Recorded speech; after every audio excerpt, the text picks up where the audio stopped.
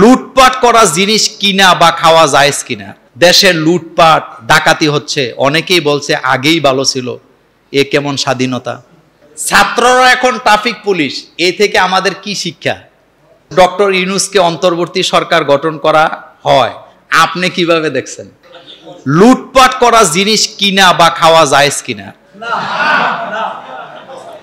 দেখেন, আমি বারান্দায় দাঁড়ায় ছিলাম, শুনেন, আমি বারান্দায় দাঁড়ায় ছিলাম, কুমিল্লার পুলিশ লাইনের রেশনের তেল, ডাল, চাউল, আটা মানুষে দলে দলে নিয়ে যাচ্ছে। এক মহিলারে দেখলাম, এই মোটা মহিলা, হে এইভাবে করে 5 কন্টিন তেল লইয়া যাইতেছে। এগুলো মানুষের কাজ? এগুলা হারাম। বলেন এগুলা কি? ছোট বাচ্চারাও বলে। দেখেন, আমার বাচ্চারা শোনেন কথা, আমার বাচ্চারা বিকাল বেলা বের হয়েছে, তো তারা সন্ধ্যার পরে বাসায় গেছে। তা আমি দুষ্টামি করে আমার মেয়েকে বলতেছিলাম যে লোকেরা 5টা, 4টা, 2টা, 3টা, 1টা করে তেলের কন্টিন নিয়ে গেল, তোমরা একটাও আনতে পারলা না? আমার মেয়ে, অল্লাহি আমার মেয়ে সাথে সাথে আমারে বলতেছে এইভাবে, আপনি তোবা করেন। আমার মেয়ে, আমার 7 বছরের মেয়ে আমাকে আঙ্গুল দেখায় বলতেছে, আব্বু আপনি তোবা করেন। আমি বললাম কেন? এগুলো হারাম। আপনি কেন বললেন এটা আনলাম না? 7 বছরের মেয়েও বুঝে এটা হারাম, আর এটা সব লুট করে নিয়ে গেছে। এগুলি মাল খাস নাই, সবাই আগুন ঢুকাইছ পেটের ভিতরে। এতদিন তুই না খাইয়া আসিলি, এতদিন তোরে আল্লাহ খাওয়ায় নাই, এখন তুই সুযোগ পাইয়া মানুষের রিজিক লইয়া টানাটানি করস। হায়নার মধ্যে আর তোর মধ্যে কোনো পার্থক্য নাই। অন্যের রিজিক নিয়ে টানাটানি করে শুধুমাত্র হায়নারা। কারা? বলেন কারা? যারা এগুলা লুটতরাজ করছে তাদের মধ্যে, হায়নাদের মধ্যে আমি কোনো পার্থক্য দেখি না। আপনারা কি পার্থক্য দেখেন?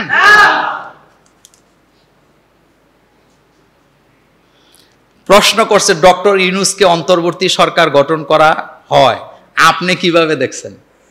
আপনারা যেমনি দেখেন আমি এমনি দেখি। আপনাদের যেমন 2টা চোখ, আমারও কি 2টাই চোখ। শোনেন, বিষয় হচ্ছে কি, আমি আপনাদেরকে একটা কথা বলি, রাজনীতিতে শেষ বলে ভালোই তো বুঝেন, রাজনীতিতে শেষ বলে, আচ্ছা বুঝেন কথার কথা আর কি, আপনারা গায়ে লাগায়েন না। বাংলাদেশে একটা দল ছিল, বাংলাদেশ জামাতে ইসলামী, আপনাদের মনে আছে? এটা নির্বাহী আদেশে নিষিদ্ধ হইল কয় তারিখ? 1 তারিখ আন্তাজি। কয় তারিখ? 1 তারিখ। তো যারা নিষিদ্ধ করলেন তারা কি 1 তারিখে ক্ষমতা পাইছে না আরো 17 বছর আগে আইছে? তো 17 বছর আগে যদি আইসা থাকেন, 17 বছর পরে আইয়া 1 তারিখে আপনি তারা নিষিদ্ধ করলেন কেন? তাও আবার নির্বাহী আদেশে। নির্বাহী আদেশ তো আপনারা বুঝেন বোধহয়, গায়ে পড়ে আদেশ দেওয়া।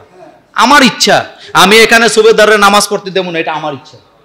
এটারে কয় নির্বাহী আদেশ। মিয়া বুঝেন না, এটা কোনো আইন না।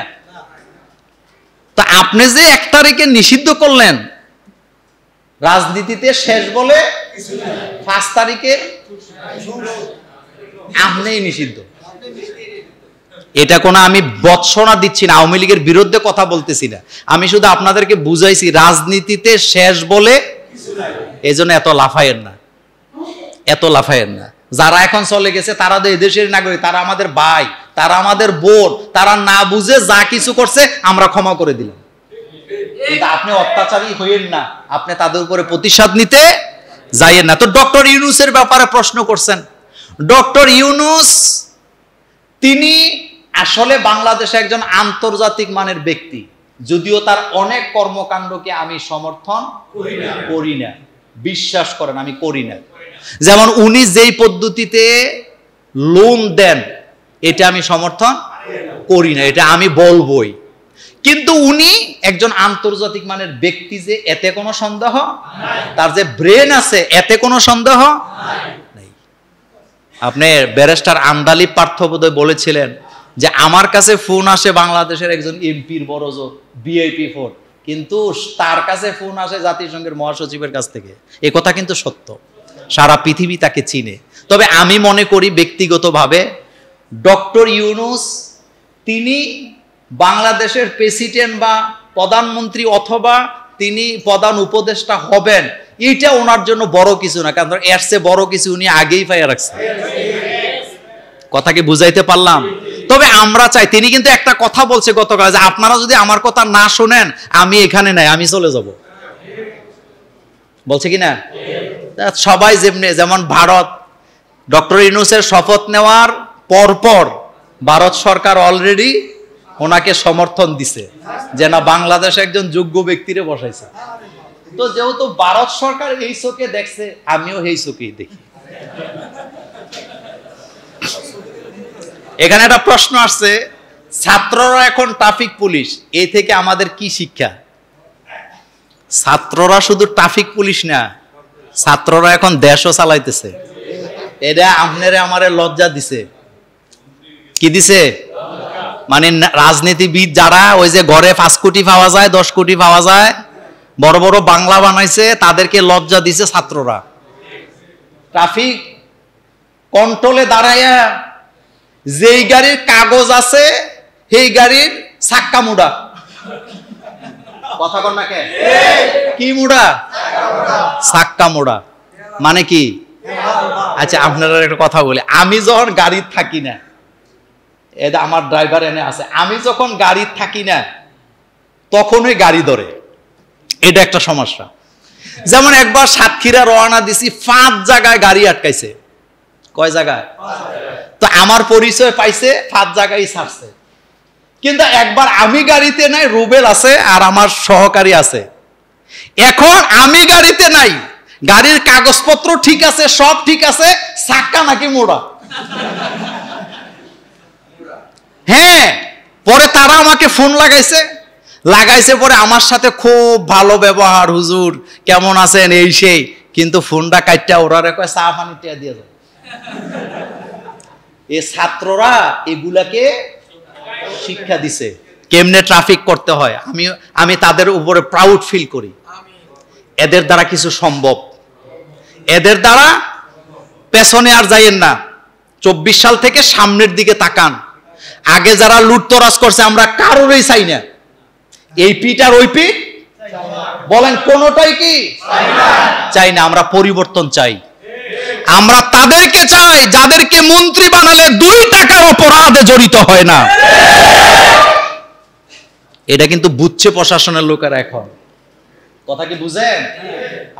আমি গত জুমায় বলেছিলাম, আমি তাকে চাই যে চুরি করে না, আমি তাকে চাই যে টেন্ডারবাজি করে না, আমি তাকে চাই যে লুটতরাজ করে না। সুতরাং এই ছাত্ররা আমাদেরকে দেখায় দিছে আন্দোলন কিভাবে করতে হয়, ছাত্ররা দেখায় দিছে ট্রাফিকগিরি কিভাবে করতে হয়, ছাত্ররা দেখায় দিছে ছাতাবাজি কিভাবে বন্ধ করতে হয়। কালকে দেখছেন না কাউরান বাজারে যে দৌড়ানি দিছে পোলাপাইনে, একদল ভাগছে আরেক দল নামছে ছাতাবাজি করতে, পোলাপাইনে যখন দৌড়ানি দিছে শেষ। এই জন্য বলি তারা হলো আধুনিক মুক্তিযোদ্ধা। আমি তাদের প্রতি আমি প্রাউড ফিল করি, আমি তাদের প্রতি খুশি। তোমরাই জাতিকে পথ দেখাইছ। আমরা কলিজা দিয়ে তাদের জন্য দোয়া করি, কলিজা দিয়ে দোয়া করছি, সাপোর্ট দিছি, কথা বলেছি। আলহামদুলিল্লাহ, আমরা পরিবর্তন চাই। সোনার বাংলাদেশ আমরা কি সোনার মতোই চাই, আমরা এটা মাটির মতো চাই না। মাটিটাও এদেশের সোনা, কিন্তু চোরের কারণে কিচ্ছু হয় না, চোরের কারণে কিচ্ছু হয় না। এই জন্য আমি তাদের প্রতি প্রাউড ফিল করি এবং আমি মনে করি তাদের থেকে 2 জন আমাদের উপদেষ্টা হইছেন। আমি সাধুবাদ জানাই, তাদের দ্বারা কিছু হবে ইনশাআল্লাহ। এবং আসিফ নজরুল স্যার তাদের ব্যাপারে একটা কথা বলেছেন, আপনারা শুনছেন কিনা? আসিফ নজরুল স্যার বলেছেন যে প্রেসিডেন্টের সামনে, সেনাপ্রধান সহ 3 বাহিনীর সামনে আমার ছাত্ররা, তারা ছাত্র কিন্তু যে ম্যাচুরিটি বক্তব্য দিয়েছেন আমি তাদেরকে নিয়ে গর্ব করতে পারি। তাহলে বোঝা গেছে এদের ভিতরে কিছু কি আছে। তবে এদের এই অর্জনটা যেন নষ্ট হয়ে না যায়, এটা আপনি আমি সচেতন থাকতে হবে। শেষ প্রশ্ন, দেশে লুটপাট ডাকাতি হচ্ছে, অনেকেই বলছে আগেই ভালো ছিল। এ কেমন স্বাধীনতা? আপনি যখন এতক্ষণ তো ইওয়াজি করলাম, আপনিই বলেন আগেও সাদা দিছেন, এখনো যদি দেওয়া লাগে তো পার্থক্য কি হইল? জ্বালাও পোড়াও যদি এখনো করেন তো পার্থক্য কি হইল? রাস্তা যদি এখনো বন্ধ করেন পার্থক্য কি হইল? সব বন্ধ করতে হবে, সব বন্ধ। কত কষ্টের কথা বলি, বাংলাদেশের বিভিন্ন ব্রিজ বানাইছে 40 বছর আগে, এখনো চান্দা তোলে। দেখছেন না? তো ব্রিজ একটা বানাইছে কয় কোটি টাকা দিয়ে, এটা তুলতে কয় বছর লাগে, কিন্তু আজীবন টাকা, আজীবন কি টাকা উঠতেছে। আপনি একটা কথা বুঝেন, ব্রিজ একটা বানাইছেন, তো ব্রিজ যে আপনি বানাইছেন এটার মধ্যে 5 কোটি টাকা খরচ হয়েছে। আপনি যতক্ষণ 5 কোটি টাকা না উঠে অতদিনই আপনি কি টাকা তুলতে পারেন, এটার বৈধতা আছে। কিন্তু এরপরে 1 টাকাও কারোর জন্য জায়েজ নাই, রাষ্ট্রের জন্য জায়েজ নাই। এটা জনগণের উপর অত্যাচার। আমার গাড়ির চাক্কা যে চলে, আমি একটা ট্যাক্স দেই না বছরে? কথা কন না কেন? প্রত্যেক গাড়ির ট্যাক্স আছে কিনা?